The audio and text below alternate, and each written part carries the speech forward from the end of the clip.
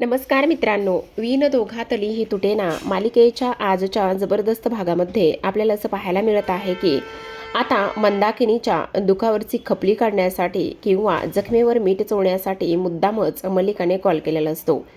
मल्लिका म्हणत असते, काय हो मंदाताई, तुम्ही या वयामध्ये कशा काय पडल्या? खूप दुखतंय का हो तुम्हाला? खूप लागलंय का हो? खूप जास्त त्रास होतोय का हो तुम्हाला? काय बोलायचं आता? खरंच ना, तुम्ही आराम करा हो, आणि अशाच जागीच आराम करत शांततेत झोपून राहा बघा. तेव्हा मंदाकिनी म्हणू लागते, असं कसं जमेल हो? मी जर झोपली ना तर आमच्या घरातील सर्वजण इथे उपाशीच राहतील. मला झोपून थोडी ना जमणार आहे, असं काहीही करून जमणार नाही, असं स्पष्टपणे ती म्हणत असते. तेव्हा मात्र इथे लगेचच मल्लिका म्हणत असते, अहो असं काय करताय? तुम्हाला सून आहे. अहो माझी सून कुठलं काय करते? तुम्ही तिला मुळात काही शिकवलंच नाही तर ती ह्या सगळ्या गोष्टी कशा काय करणार आहे?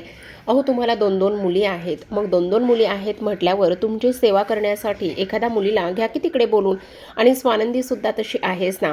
तुम्ही स्वानंदीला घ्या बरं तिकडे बोलून. म्हणजे काय होईल ना, तुम्हाला आराम होईल आणि त्याचबरोबर काही झालं तरी ती तुमचं ना सगळं काही करेल, असं सुद्धा आता इथे ती बोलू लागलेली असते.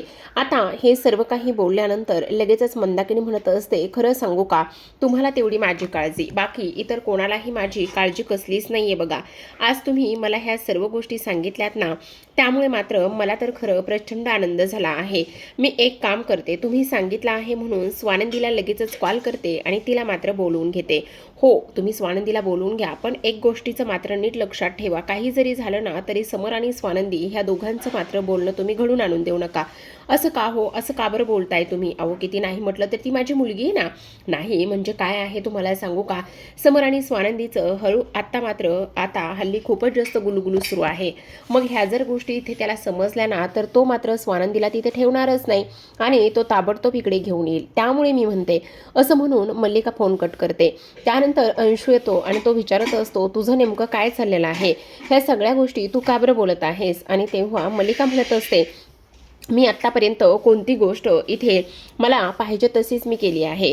काही जरी झालं ना तरीसुद्धा इथे मात्र समर आणि स्वानंदीला मी वेगळं करूनच राहणार. आता इथे स्वानंदी तिच्या खोलीत बसलेली असते आणि समरबद्दलच विचार करत असताना तेवढ्यातच आता इथे तिला मंदाकिनीचा कॉल येतो. आता मंदाकिनीचा कॉल आल्याबरोबर ती रडायला लागलेली असते. मग स्वानंदी म्हणत असते, आई रडतेस का? काय झालेलं आहे? सगळं काही ठीक आहे ना? आणि रडायला मात्र तुला काय झालेलं आहे? हे बघ, रडू नकोस बरं प्लीज, जरा शांत बसणार आहेस का? आणि काय झालंय ते मला सांग. तेव्हा मंदाकिनी म्हणत असते, गेलं ग गेलं, माझं सगळं कंबरडं मोडलं, पाय मोडला माझा आणि आधाराने मला धक्का दिला आहे. आई प्लीज, आधिरावर उगाच असले आरोप करू नकोस. मुळात ती हे सगळं काही करणारच नाहीये. तू ये बरं इकडे, मला तुझी फार गरज आहे. असं म्हणून मंदाकिनी फोन पटकन कट करत असते. स्वानंदी मात्र आता खूप जास्त टेन्शनमध्ये असते. इथे रोहन आता पेन क्लिअर घेऊन आलेला असतो. त्याचबरोबर स्वानंदीच्या बाबांनी बर्फसुद्धा आणलेला असतो आणि त्यानंतर मात्र ते मंदाकिनीच्या पायाला बर्फाने चोळून देणार असतात. तर इथे रोहन तिला पेन क्लिअर देत असतो. मंदाकिनी मात्र ओव्हर ॲक्टिंग करत असते. आता तो बर्फाने शेकत असतो, पण मंदाकिनीला खूप त्रास होत असल्याचं ती दाखवते आणि म्हणत असते, खूप त्रास होतोय मला, हे मात्र सहनच होत नाही, खूप जास्त टेन्शन आलं आहे. ह्या सगळ्या गोष्टी आता इकडे तो बोलू लागलेला असतो आणि हे सर्व काही बोलल्यानंतर आता मात्र स्वानंदीचे बाबा म्हणत असतात, अगं असं काय करतेस? हे बघ, तुला काहीही झालेलं नाहीये, प्लीज जरा शांत बस. तू एवढं कटकट आणि ह्या सगळ्या गोष्टी मुळीच करू नकोस. तेव्हा मात्र ती म्हणत असते, अहो नाही नाही, हे असं होणं शक्यच नाहीये. ह्या सगळ्या गोष्टी कशा होत आहेत ते तुम्हाला मात्र कळतच नाहीये. तुमच्यामुळे हे सगळं काही मला होतंय आणि तुमच्यामुळे मला ह्या सगळ्या गोष्टींचा त्रास होतोय, असं सुद्धा आता इथे ती बोलू लागलेली असते. आता हे सर्व काही बोलल्यानंतर रोहन म्हणत असतो, आई प्लीज, नाही तुला ना माझ्यावर विश्वासच नाही, पण तू ना तुझी बायको म्हणजे ना कडक लक्ष्मी घरात घेऊन आलेली आहेस. आणि तेव्हा रोहन म्हणत असतो, आई प्लीज, हा उगाचच इथे तिला त्रास देण्याचा आणि त्याचबरोबर तिच्या विरोधामध्ये एकही शब्द बोलू नकोस, कारण त्या बिचारीचा या सगळ्यामध्ये काहीच दोष नाहीये. तू उठसूट तिला का बरं दोष देतेस? ह्या सगळ्या गोष्टी प्लीज तू करू नकोस ना, असं सुद्धा आता इथे तो तिला सांगत असतो. पण तेव्हा मात्र ही अजिबात ऐकायला तयारच नसते आणि स्वान इथे तिच्यावर नाही नाही ते आरोप करून रिकामी होत असते. आता मात्र स्वानंदी खूपच गडबडीमध्ये निघालेली असते. आजी विचारतात, काय ग बाळा, काय झालेलं आहे? स्वानंदी तू कुठे निघालेली आहे? सगळं काही ठीक आहे ना? स्वानंदी म्हणू लागते, आजी आजी मला इमर्जन्सीमध्ये जावं लागणार आहे. कारण तुम्हाला एक गोष्ट सांगू का, आई ना इथे पडली आहे आणि तिच्या पायाला फ्रॅक्चर नाही आहे, पण सूज मात्र आलेली आहे. त्यामुळे मला ताबडतोब जावं लागणार आहे. आई प्लीज तुम्ही राजवाड्यांना फोन करून सांगाल का, आता ना मला अजिबातच वेळ नाही आहे. तेव्हा मात्र आजी म्हणत असतात, दोघांमधलं कबूतर मी अजिबातच होणार नाही बाई. तुम्हाला जे काही सांगायचं आहे ना ते तुमचं तुम्ही दोघं जण बघून घ्या, असं आजी स्पष्टपणे सांगत असतात. आणि ह्या सर्व गोष्टी सांगितल्यानंतर आता मात्र स्वानंदीकडे कोणताच पर्याय शिल्लक राहिलेला नसतो. तेवढ्यातच मल्लिका येते आणि मल्लिका आल्यानंतर ती म्हणत असते, तू अजिबात काळजी करू नकोस. जे काही समरला सांगायचं आहे ना ते सर्व काही मी सांगेल. तुला काळजी वगैरे करण्याची काहीच गरज नाही. दुसरीकडे आपण पाहतो की आता रोहन आदिराच्या खोलीमध्ये गेलेला असतो. जेव्हा तो आदिराच्या खोलीमध्ये जातो त्यावेळेला मात्र रोहन तिला म्हणत असतो, ना रोहन काय झालं, आई कशा आहेत, बऱ्या आहेत ना. तेव्हा रोहन म्हणत असतो, काय यार आदिरा आहे, काय कटकट लावलेली आहे, मुळात तू तिच्याकडे जातेसच कशाला. आदिरा म्हणत असते, अरे सिंपल आहे ना, मी त्यांच्याकडे गेलीच नव्हती, मी फक्त किचनमध्ये गेली होती आणि त्यावेळेला मात्र त्यांनी मला सरळ स्वयंपाक करायला सांगितला. रोहन तुला माहिती ना मला स्वयंपाक बनवता येत नाही, मग मी कसा स्वयंपाक बनवणार आहे. ह्या सगळ्या गोष्टी तुला माहिती असून सुद्धा तू चक्क मला स्वयंपाक बनवायला सांगतोयस. अरे मी त्यांना सुद्धा बनवू नका असं स्पष्टपणे सांगत होते, पण त्यांना मात्र माझं काही ऐकायचंच नव्हतं. त्यांना इथे मलाच स्वयंपाक बनवायला सांगायचा होता. पण रोहन तुला माहिती ना मला मुळात स्वयंपाक बनवता येत नाही, तर मग मी तो स्वयंपाक कसा बनवणार आहे. उलट मी त्यांना म्हटलं की तुम्ही सुद्धा बनवू नका आणि मी सुद्धा बनवत नाही, आपण मात्र इकडे सरळ सरळ आज ऑर्डर करूनच खाऊयात असं मी त्यांना म्हटलं. मग यामध्ये माझी काय चूक झाली आहे सांग बरं तू. तेव्हा रोहन म्हणत असतो, यार आदिराम मला ना आता काय करायचं काय नाही ह्या सगळ्या गोष्टी कळतच नाहीयेत, पण तुला मात्र मी स्पष्टपणे सांगतो, काही जरी झालं ना तरी इथे तू आईकडे अजिबातच बोलायला जात जाऊ नकोस आणि त्याचबरोबर इथे आईला सरळ सरळ तू दुर्लक्ष कर प्लीज यार, मी तुझ्या पाया पडतो असं सुद्धा आता इकडे तो बोलत असतो. आता हे सर्व काही बोलून झाल्यानंतर आदिराला मात्र खूप जास्त राग आलेला असतो, कारण आदिरा विचार करत असते की हा सुद्धा चक्क मलाच ह्या सगळ्या गोष्टी बोलतोय, कारण ह्या सगळ्या गोष्टीमध्ये माझी काय चूक आहे. दुसरीकडे आपण पाहतो आता स्वानंदीचे बाबा हे तिच्यावर ओरडत असतात आणि म्हणत असतात, तू मुळात हे सगळं काही का करतेस, तुला नेमकं सिद्ध काय करायचं आहे.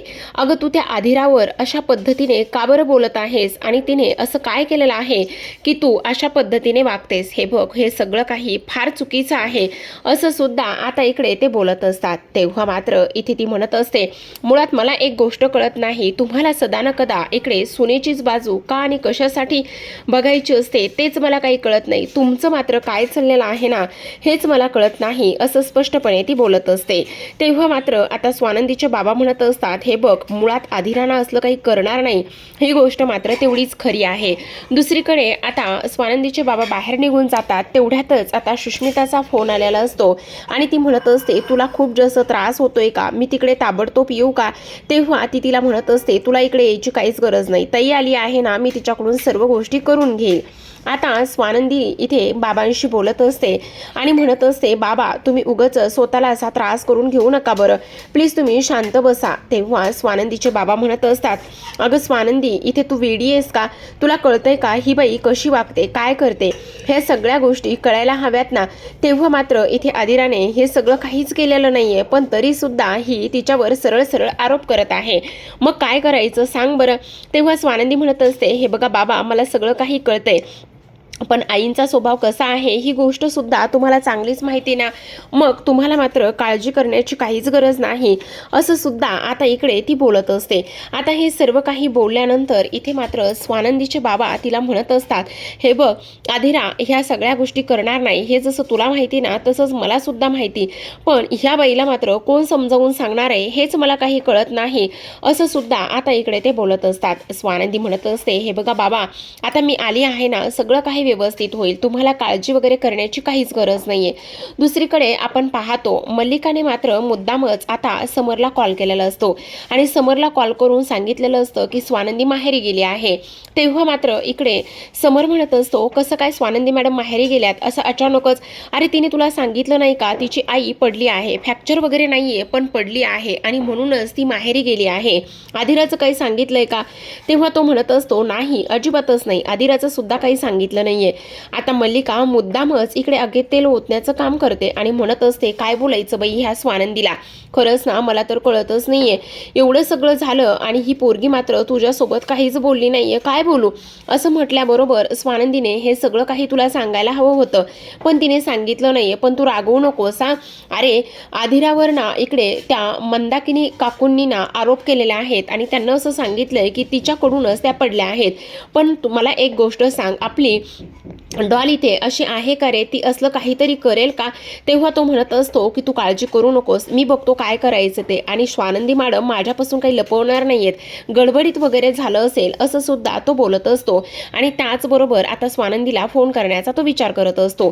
दुसरीकडे मात्र स्वानंदीने आता मंदाकिनीसाठी गरमागरम चहा बनवलेला असतो आणि गरमागरम चहा बनवल्यानंतर आता ती विचार करत असते की आईशी थोडंसं बोलावं. आणि तेव्हा ती म्हणत असते, आई मला जरा सगळं काही व्यवस्थित सांग बरं, काय झालेलं आहे आणि तू उगाचच आधिरावर एवढा रागरागाने चिडचिड का बरं करत आहेस.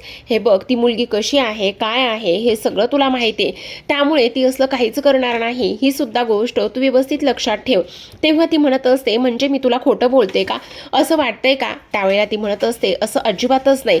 दुसरीकडे आता समरने आधिराशी बोलण्यासाठी कॉल केलेला असतो. आधिरा म्हणत असते, पिंट्यादा तुला वाटतंय का मी ह्या सगळ्या गोष्टी करेल म्हणून, हे बघ मी असं काहीच नाही केलेलं, आणि तुला वाटतंय का मी धक्का देईल म्हणून त्यांना आणि मी पाडेल म्हणून. समर म्हणत असतो, नाही ग डॉल, मला पूर्ण खात्री आहे माझी आधिरा असं काहीच करणार नाहीये आणि तू मला हे सगळं काही एक्सप्लेन करण्याची सुद्धा गरज नाहीये.